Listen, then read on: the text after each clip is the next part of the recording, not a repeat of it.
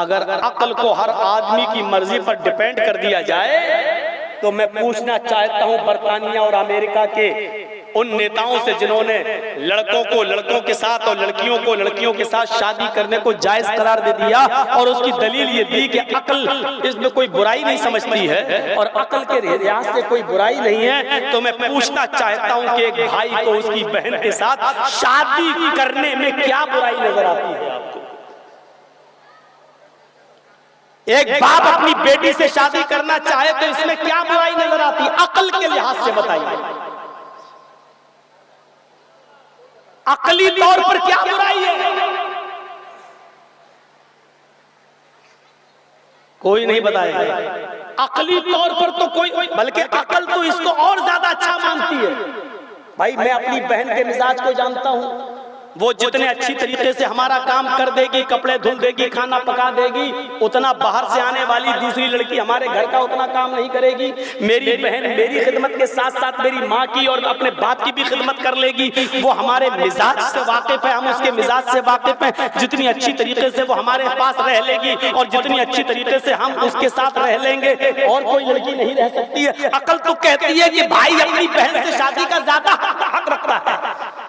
एक बेटी बाप अपनी बेटी के साथ निकाह का ज्यादा हक रखता है।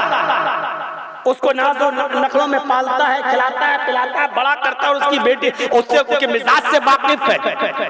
बल्कि अकल तो ये कहती है कि ये तो बहुत बड़ी बेवकूफी है कि हम अपनी घर की दौलत को किसी दूसरे के हवाले कर दें, हम अपने घर की खूबसूरती को किसी दूसरे के हवाले कर दें और दूसरे की बहन बेटी को जिसके मिजाज से हम वाकिफ नहीं अपने घर की बहू बना ले, अपने घर में लाकर अपनी बीवी बना ले। ये तो अकल के भी खिलाफ बात जा रही है। लेकिन अकली तौर पर कोई बुराई बहन और बेटी के साथ निकाह करने में नजर नहीं आती है। बच्चे पैदा करना मकसद है तो दूसरे की बेटी जब मेरी बीवी बनती है तो वो भी बच्चे पैदा करती है। अगर हमारी बहन या हमारी बेटी से निकाह हो जाए तो घर में बच्चे पैदा तब भी होंगे, लेकिन अकल कहती है कोई बुराई नहीं है। मुझे बताइए कि आपने अकल के मुताबिक इस चीज को क्यों नहीं छोड़ा?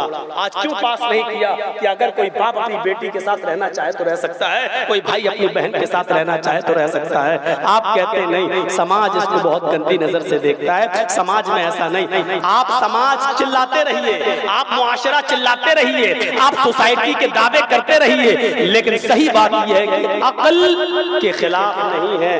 बहन का निकाह भाई के साथ और बाप का निकाह बेटी के साथ अकल के खिलाफ नहीं है।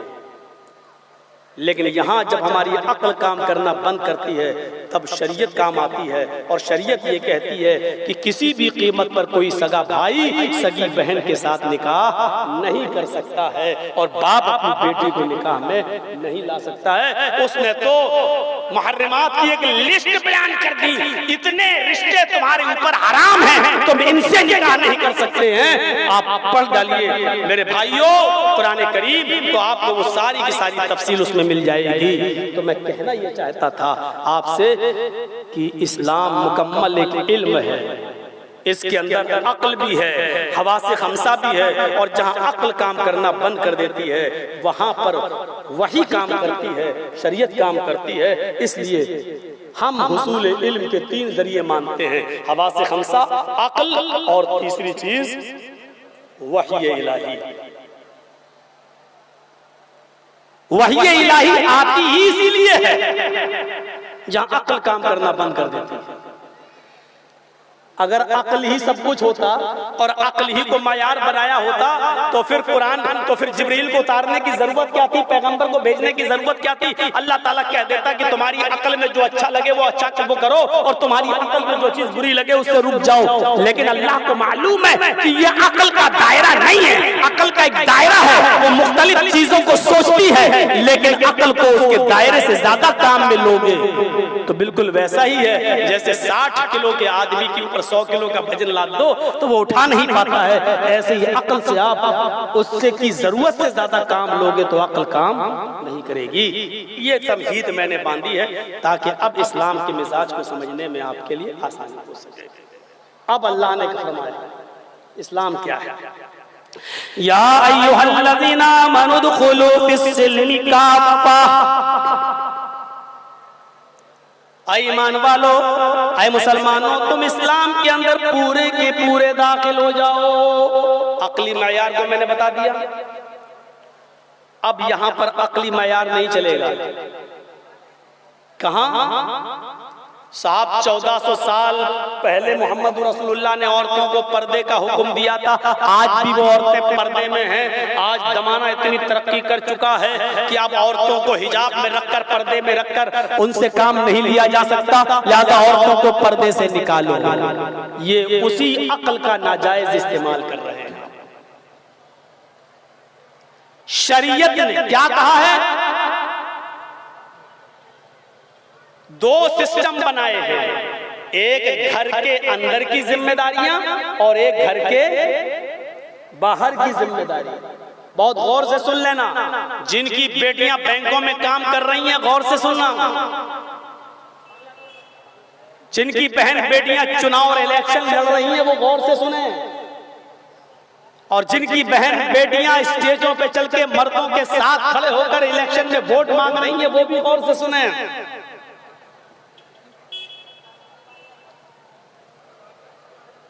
और स्कूटी उठाई और बगैर बुर्के और बगैर हिजाब के जल्दी साहब नौकरी करने स्कूल जा रही हैं और को एजुकेशन में मर्दों के पास बैठ के पढ़ा रही हैं, वो गौर से सुने।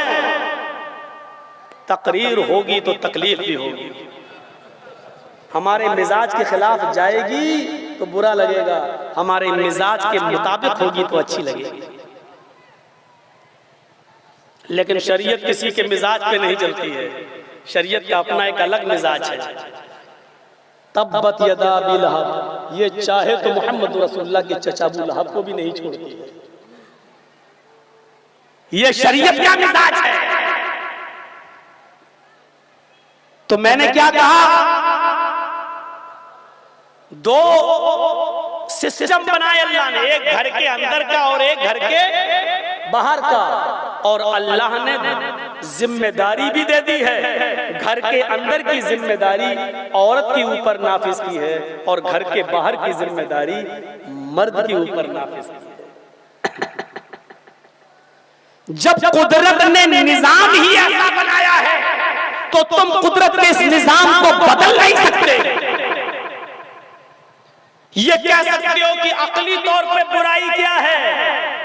लड़के और लड़कियां एक साथ पढ़ें, लड़के और लड़कियां एक साथ काम करें, लड़के और लड़कियां एक साथ ऑफिस में बैठें, हमारे देश की तरक्की होगी। आप अपनी अकली घोड़े तो दौड़ा सकते हो, लेकिन याद करो जिसने ये निजाम बनाया है। जाहिर बात है, जब कोई कंपनी कोई गाड़ी बनाती है, मारुति, i10 या स्विफ्ट, तो जब वो खरीदने आप जाते हैं तो गाड़ी आप ले आए 10 लाख रुपए की स्विफ्ट आपने खरीद ली और आप उसके ऊपर बैठ गए और उसको चलाया और भेड़ दिया टकरा गए, क्योंकि आप चलाना नहीं जानते थे।